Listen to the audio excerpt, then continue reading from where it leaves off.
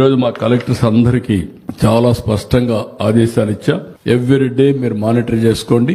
జిల్లాలో ఒకవేళ ఒక షాప్ లో ఉండి ఒక షాప్ లో అవసరమైతే మీరే ట్రాన్స్ఫర్ చేసుకోండి. ఏ ఒక్క రైతు మాకు ఎరువులు లేదనకుండా చూసుకునే బాధ్యత మీది. అదే సమయంలో ఎక్కడన్నా గానీ ఎరువులు లేదంటే నేనే అక్కడికి వెళ్తా, నేను అక్కడ చూస్తా.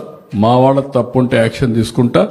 కావాలని ఇలాంటి న్యూస్ చేస్తే వాడిని తీసిపోయి బొక్కలో పెట్టి అక్కడి నుంచి పనిష్ చేస్తాం. తమాషా అనుకోవద్దండి. రేపటి నుంచి ఎక్కడ జరిగినా సరే రాష్ట్రం మొత్తం రైతాంగానికి అందరికి విజ్ఞప్తి చేస్తున్నా, మీరు రాజకీయాల్లో మీరు భాగస్వాములు కావద్దండి. రైతులుగా ప్రవర్తించండి. మొన్నే 7,000 రూపాయలు మీ అకౌంట్ లో వేసాం.